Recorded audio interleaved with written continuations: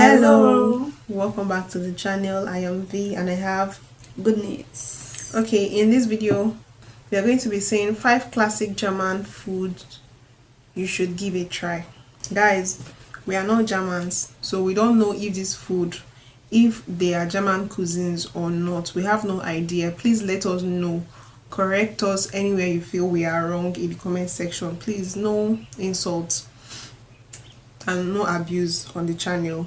We are learning about your culture, so you guys should, happily educate us. If the food are street food, let us know. If they are not street food, if they are traditional German cuisines, let us know.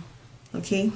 German cuisine is considered meat-heavy, but the cliché is only partly true. We'll show you 5 typical specialties from Germany, from hearty to vegetarian to sweet. Bet you wouldn't have guessed that one of them is actually a German invention. Let's start with a classic, the Schweinshaxe. This knuckle of pork probably corresponds to the image that many people have of German food, served with a side of Bavarian folk music, like here in Munich's Hofbräuhaus. Wolfgang Reitmeier uses basic ingredients when preparing this typical Bavarian specialty, but he's very particular about the origin and quality of the meat. Wichtig für die Zutaten ist Regionalität. Das ist einfach das nachvollziehbar ist, wo kommt das Ganze her. And this is how the knuckles are prepared. The front leg of the pork is seasoned with garlic, salt, pepper, and a mixture of caraway seeds. After resting for an hour, the meat goes into the oven for 30 minutes at 160 degrees Celsius to begin with. Then it's basted with dark beer and put back in. After 2 hours... Is it me like not food? As if you see what we wash. Why are they pouring beer on the pork? Maybe that's beer. Yes, that's why he's pouring on it. It's beer. Is it that it should be a kind of preservative? No, I think he wants to get a particular taste. Yeah, a particular taste. Like, I don't know if it's a Bavarian, like if they cook it in that particular way. You now get it like that. This food is when a Bavarian dish, as because the presenter now is saying that this thing is Bavarian. So I think that method that he's using to do it with wine is the Bavarian method. It's Bavarian method, so that if you eat it, you know that this. I don't know. Correct me if I am wrong, but then so that if you eat it, you know that this thing resonates with Bavarian people. Like in my place now, this okra that we eat, we have a special ingredient that we add. It's only us that do it. Like if you eat that food, you know that this food is only your state in the whole of Nigeria. Only my state. I don't know if other people are familiar with it, but only my state. They add that thing. That is once you eat it, you know it's from your state, or you know it's from this particular region in the country. What is it called? There's this black this thing I used to smell. Okay, that is cowpea. No, it's not cowpea. Yes, that has white something around it. Is it that? No. This one is, I think they know it's at locust bean, but it's black. So what is its function in the soup? Like it gives it a taste. Yeah, yes, it tastes in your mouth. That's it, spice the soup. Not spice. If you are talking of spice now, it's like pepper. Okay. And it doesn't make the soup spicy. Okay. But it just gives it a different taste entirely. That if you eat it, even that thing, if you use it to cook yam and you eat it, like it's amazing. Is it pepper soup? Yeah. No, anything. We use it to cook everything. Both stew, soup, like anything we are cooking, we are using it. And most of the time when we use it, we don't used to use Maggi. We just use salt, use enough crayfish, and use a regular thing. No, even though you want to add Maggi to it, you just use a little. Okay. The pork knuckle is basted 2 more times with black beer and grilled at a high temperature until a perfect, slightly caramelized crust is formed. The Schweinshaxe is traditionally served with a potato dumpling and gravy. When boiled, the The pork knuckle is known as Eisbein, a dish more popular in northern Germany, where it's usually eaten with sauerkraut and potatoes. Either way, the pork knuckle is an absolute staple of German cuisine. Wow. I'm salivating. Because of the meat. Time now for something vegetarian. This vegetable is the headliner on many German menus in springtime, asparagus. The season lasts about 3 months, and during this time, Germans eat an average of around 1.4 kilograms of asparagus per person. Asparagus has been grown in the region around Belitz, south of Berlin, since the middle of the 19th century. The soft, sandy soil here is ideal. In diesem Sand wächst der Spargel möglichst gerade und hat keinen Widerstand und weil er auch ein leichtes, der Boden erwärmt sich gut und dadurch kriegt der Spargel auch hier sein einzigartiges Aroma. Around 10% is green asparagus, which grows above ground, and 90% is white and grows underground. As soon as the tips begin to peek out of the soil, the white asparagus is harvested, mostly by hand. Because of the complicated harvesting process, it was seen as a luxury in the past, which only the wealthy could afford.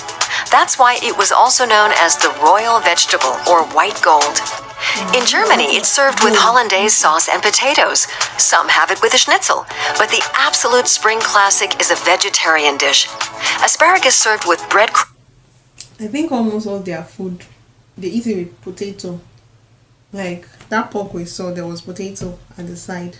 But pork is not a food. It's meat now. Uh-huh. All of it, everything together makes that plate of food. Okay. It's just like when you're eating chicken and salad. And fried rice. You have everything in the plate. I think that particular food, that's what makes it up. They have the potato, they have the pork, and that sauce they added to it. So you mean that all their food is eaten with potato? Like from what I've seen so far in the video, that pork meat, it had potato at the side. Now this asparagus, whatever, yes. It also has this potato and this vegetables at the side. Okay. Grams browned in butter. Our next stop, the bakery. This is a specialty that is associated with Germany all over the world, the pretzel. Especially in southern Germany, life without pretzels is unthinkable. A distinction is made between the Bavarian and Swabian varieties. The dough consists of wheat flour, water, yeast, and a mixture of salt, malt, and either margarine, butter, or lard. The dough is divided, rolled out, and then skillfully twisted into shape. This takes a lot of practice. Es ist einmal so, dann so und so. Total simpel. Das ist ja eigentlich auch das, was die Leute am meisten fasziniert. Das Schlingen. After the pretzels have risen, they're coated with diluted baking soda. Symmetrical and deep golden brown. This is what a Bavarian pretzel should look like. The Swabian version differs mainly in its shape. It's all about the so-called belly and the thin arms. Das Wichtige ist an der schwäbischen Brezel die dünnen Ärmchen, die nachher groß werden und der Bauch, der dann schön locker ist und dann auch dann weich ist. Regardless of your preferred shape, the pretzel is undeniably the flagship of German baking. Could the same be said about our next German specialty? You really have to like eating fish to find out. The fish rolls are particularly popular in northern Germany in every possible variation. Natürlich ein Lachsbrötchen. Ein Backfisch, also was Paniertes. Krabbenbrötchen. Bin schon ganz gespannt, wie das schmeckt. You'll mainly find the beloved snack by the coast at little stands like this one in the port of Hamburg, always with fresh fish and usually topped with some onions. The king, or should we say chancellor, This is bakery. Yes, this is a burger now. The thing I don't understand is, do they eat it raw or they are going to cook it? Because I don't understand. Fresh fish inside burger. I think they'll put it in a pan like for some minutes, just like the way they prepare what they call this stuff, shawarma here. Let's see if they eat raw fish. fish rolls is the one with Bismarck herring. Herring fillets are marinated in vinegar and salt and mixed with mustard seeds, onions, bay leaves, and allspice. The herring is then left to marinate in the spicy broth for a week. It's named after the German Chancellor Otto von Bismarck, who ruled at the end of the 19th century. According to legend, a local merchant sent him a barrel of the pickled herring and got permission to name it after him. Today, the Bismarck roll is the classic fish roll, a street food that is a must-try for any visitor to northern Germany. Is it eating fresh? Moving on to dessert. The typically German spaghetti ice cream. Typically German? It sure is. The noodle-shaped ice cream with strawberry sauce and white chocolate sprinkles was created here in Mannheim in southwest Germany. Dario Fontana came up with this unusual creation in his father's ice cream parlor.